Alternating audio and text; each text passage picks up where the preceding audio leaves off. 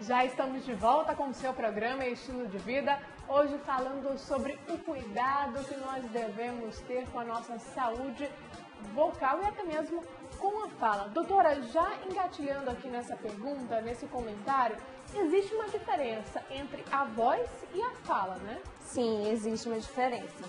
Na verdade, a voz é o som, né? É o som que nós produzimos. Nós estamos emitindo nesse momento. Isso. Fala já é a forma de como você fala, é a articulação dos fonemas, né? É mais ou menos isso, é a forma como você fala, como você articula esse som.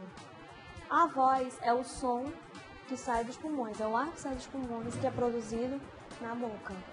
Agora, o nosso último tópico da nossa tela interativa fala a respeito de articular bem as palavras, mas sem exagero, sem abrir bastante, muitas pessoas acabam até afetando, de certa forma, a saúde da boca e ficam com dores nas articulações, nos músculos, porque abrem demais. Tem realmente essa questão, por exemplo, dos atores, no momento do teatro, é mais do que a televisão é mais natural. Só que nesse momento a gente articula muito, abrindo muito a boca, né? E aí pode prejudicar. Sim, prejudica. Às vezes quando a gente está entre amigos, você ri demais. Você fica com essa musculatura dolorida. Fica. Né? Quando você fala demais, quando você sorri demais. Então, o que acontece? Na verdade, quando a gente fala, músculos são movimentados, né? Então, esses músculos, na verdade, são os músculos da bochecha, são músculos específicos. Todo músculo, na verdade, né, que sofre um movimento excessivo por um longo período de tempo, ele vai entrar em fadiga, ele vai cansar. Então, o ideal é que quando você vai usar bastante essa musculatura oral, é que você faça um aquecimento e um desaquecimento. Movimentação de músculos, alongamento. Na verdade, às vezes, quando a gente acorda de manhã, você boceja. E isso é muito importante. O bocejo é muito importante. O ato de bocejar. Isso, porque você está preparando aquela musculatura para o resto do dia. O bocejar também. Então, o ideal é que quando você vai tomar banho, você transforme o seu banho num momento de lazer, num momento de relaxamento. Faça movimentos de cabeça e pescoço para relaxar, a tensão também cervical. Na verdade, quando a gente fala com muito esforço no pescoço também, aqui na região cervical, isso também ocasiona danos. Agora, a gente falou a respeito daquelas pessoas que articulam essa região com excesso. Porém, existem outras que não articulam ao falar, que a musculatura já está, de certa forma, paralisada, que não consegue até transmitir o que elas estão tentando naquele momento e a gente não consegue nem ouvi-la e nem perceber por essa questão dos lábios, da leitura labial. Da leitura labial. Então, tudo que é de mais e tudo que é de menos é prejudicial. O ideal é que você fale normalmente. Nem que grite e nem que sussurre. Na verdade, como você falou, essa articulação travada prejudica. Então, é um fator que tem que ser investigado. Se realmente se a pessoa tem algum problema de disfunção de articulação, que a gente chama de DTM, que é a disfunção da articulação temporomandibular. Na verdade, isso tem que ser investigado por dentista, por um otorrino, por um fonoaudiólogo, se for o caso de fazer fonoterapia, acompanhamento com o fonoaudiólogo para aprender a articular mais essa palavra, né? Na verdade, isso vai prejudicar bastante. Como você falou, prejudica até a pessoa que você está falando, ela não consegue te entender, né? Ela não consegue fazer a leitura labial e nem ouvir o que você está falando direito. Agora, então, as pessoas que trabalham com a voz, sejam professores, atores, jornalistas, têm que ter um cuidado a mais. Sim, eles precisam fazer um acompanhamento com o médico otorrino e com o fonoaudiólogo. Então, os professores, na verdade, eles são um público-alvo que tem predisposição a ter problemas vocais. Então, são os professores que têm mais problemas vocais. Por quê? Na verdade, hoje a gente sabe que o salário do professor não é muito bom. Então, para compensar, eles têm que trabalhar 3 turnos, às vezes. Agora, você imagina trabalhar 3 turnos falando demais, inclusive falando às vezes alto, para tentar manter a atenção da sala, né, para manter o controle na sala. E muitas vezes esses professores fumam, muitas vezes eles não têm o hábito de levar uma garrafinha com água para a sala, muitas vezes eles não fazem o aquecimento nem o desaquecimento vocal. A alimentação totalmente alimentação, desregulada. isso, a alimentação é daquele jeito. Então, com certeza vai aparecer alguma coisa. É só ao longo do tempo isso vai dizer. Com certeza a gente, nós como fonoaudiólogos, a gente sempre vai atender um professor na vida, né? Isso pode acontecer. Eles podem apresentar ou a rouquidão inicial, que é o sintoma mais comum, ou eles podem desenvolver até outras patologias bem mais graves, que necessitam até de cirurgia. Agora, falando um pouco a respeito da rouquidão, é comum, logo ao acordar, ter essa rouquidão? Sim. É comum porque é uma pergunta que muitas pessoas fazem, né? Por que a nossa voz é mais grave quando a gente acorda? Então, o que acontece? Quando você dorme, a sua musculatura está relaxada, todo o seu corpo está relaxado. Então, você acorda e a sua laringe está mais relaxada, todas as estruturas estão relaxadas. Então, quando a laringe está mais baixa, a sua voz tende a ser mais grave.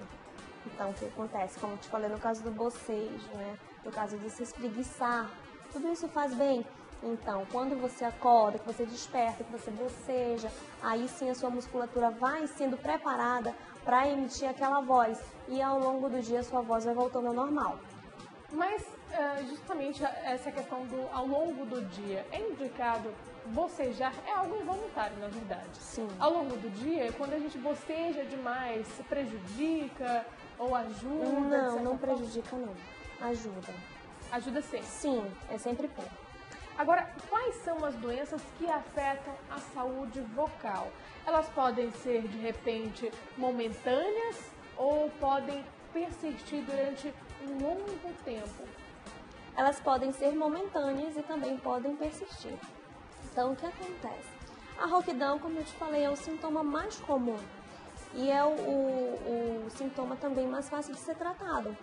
Mas também podem aparecer os nódulos, que são conhecidos vulgarmente como calo vocal. Né? Esse calo vocal ele é provocado por um ataque vocal brusco. Às vezes a pessoa grita, ou tem aquela questão também da competição sonora. Isso você está usando a sua voz de uma forma errada.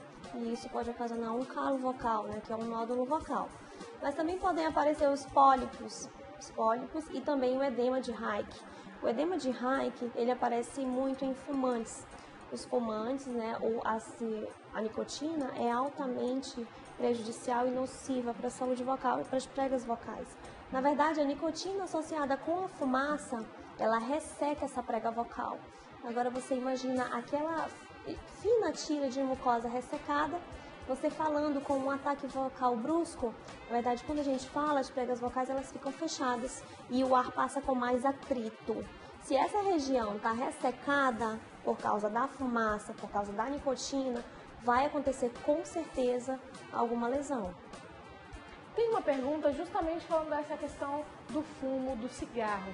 E aí, aliada com a bebida alcoólica, ela prejudica a saúde vocal? Com certeza. O cigarro e o álcool devem ser evitados ao máximo, principalmente para quem trabalha com a voz.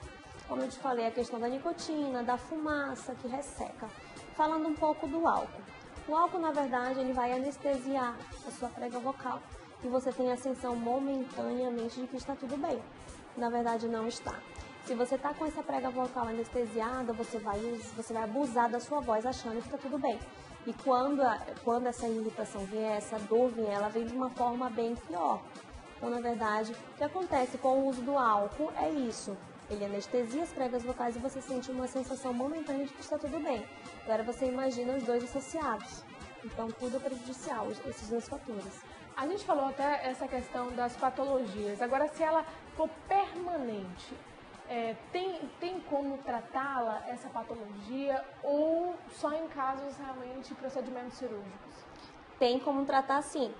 Tudo tem que ser avaliado por um médico otorrino, né? Tem que fazer, em alguns casos você tem que fazer aquele exame de videolaringoscopia para saber qual é essa patologia e como ela deve ser tratada. E onde que está, por exemplo, esse calo? Isso. De que tamanho? Isso, também? exatamente. Tudo isso tem que ser avaliado por um médico.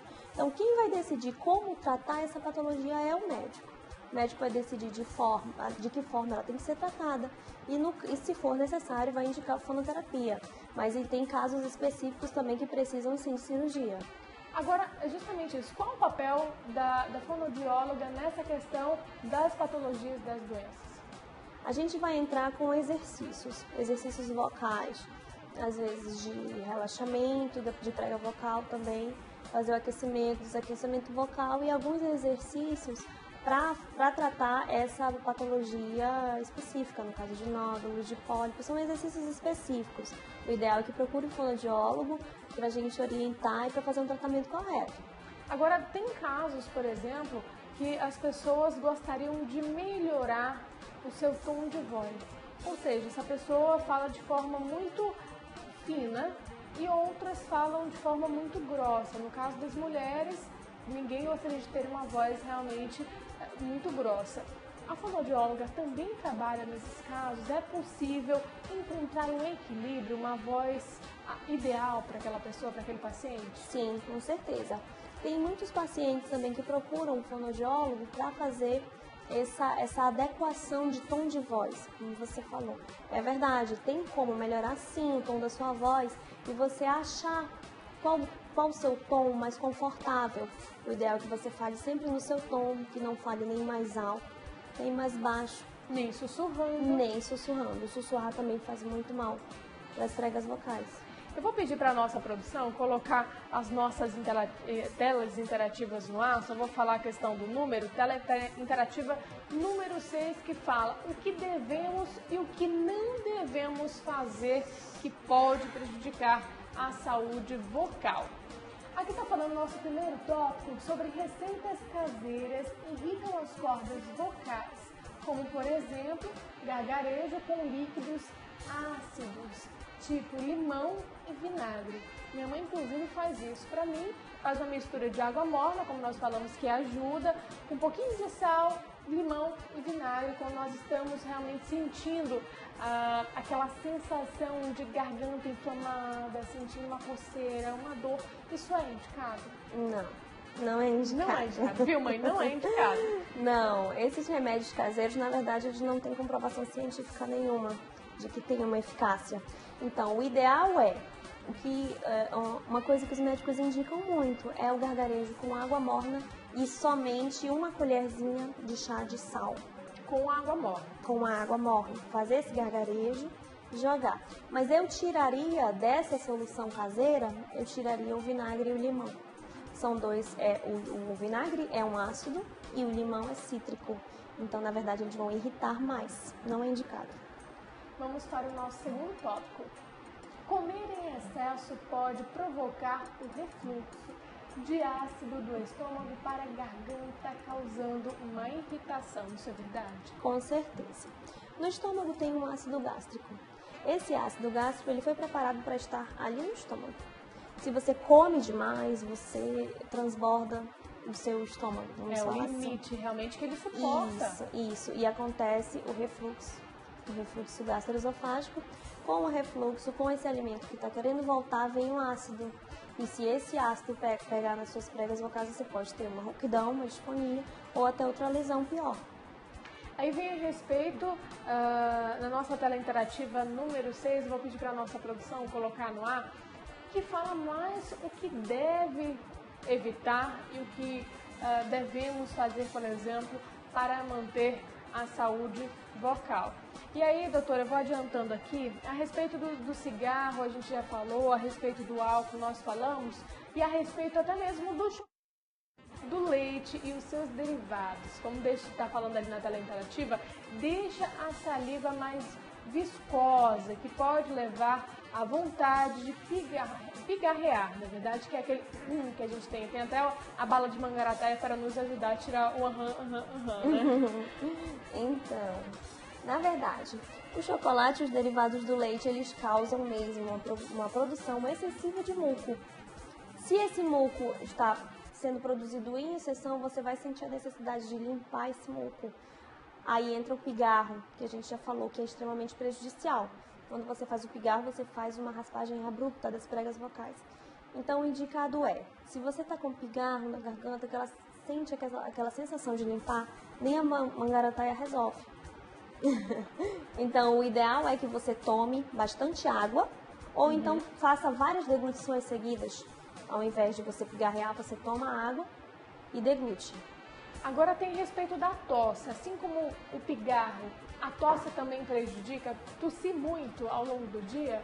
Se você está tossindo muito, na verdade, também tem que ser investigado. Tem que saber por que essa tosse está ocorrendo. Pode, de repente, até ser a questão do ar-condicionado, que Sim, está na nossa direção, né? Com certeza. O ar-condicionado também resseca as vias respiratórias.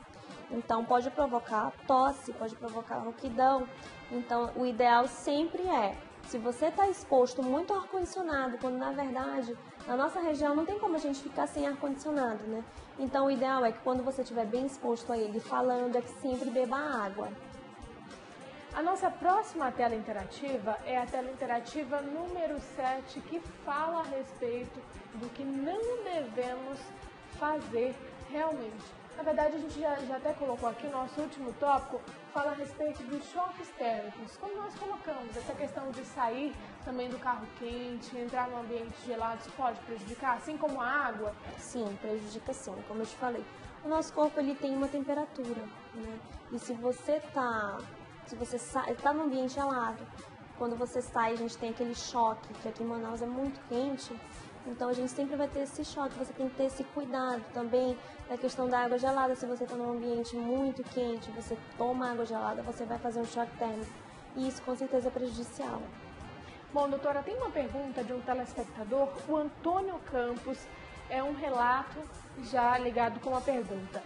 Sempre passo por um constrangimento quando falo ao telefone. Pensam que estão falando com uma mulher. Ainda tem como engrossar a minha voz? A gente já até respondeu, mas a gente pode falar diretamente para o Antônio nesse caso, doutora. Tem sim, Antônio. O ideal é que você procure um fonoaudiólogo para fazer exercícios específicos para fazer essa mudança de tom vocal. Mas tem como mudar sim. O ideal é que procure um fonoaudiólogo. Em média, quanto tempo dura essa questão desse treinamento, tratamento em relação ao tom de voz? Não tem um tempo específico, na verdade, né? A medicina não é uma ciência exata. Então, a gente não tem como... Tudo vai depender da evolução do paciente. A gente não tem como falar um tempo determinado. Depende do que ele deseja também, né, Isso. doutora? Bom, tem uma outra pergunta aqui do Michael Douglas, do bairro Raiz. Ele pergunta, doutora, quais são os melhores exercícios para a voz? Certo. Sempre fazer aquecimento e desaquecimento vocal. Primeiramente, você vai preparar a sua musculatura cervical, a cintura escapular, que a gente chama de ombros, de pescoço e de cabeça. Rotação de ombros, rotação de cabeça, elevação de ombro para frente e para trás, rotacionar cabeça e pescoço. Né? Sempre fazer esse relaxamento. Primeiro você vai relaxar a musculatura. Tem tudo a ver com a voz, tem tudo a ver. Por quê? Quando você fala que você não faz esse relaxamento, a sua região cervical fica tensionada, que vai requerer um esforço maior, né? Que você fale com mais força. Então, também você pode fazer exercícios de vibração de lábio, de vibração de língua, sempre antes e depois que for fazer a atividade vocal. Vamos fazer o seguinte, doutora, nós vamos para um breve intervalo. Sim. E no próximo bloco a gente continua o nosso bate-papo, inclusive falando sobre os cuidados com a fala e a voz das crianças. Mamadeira e chupeta, será que prejudica até mesmo essa questão do desenvolvimento da fala? Isso a gente vai descobrir no próximo bloco, não saia daí, até lá.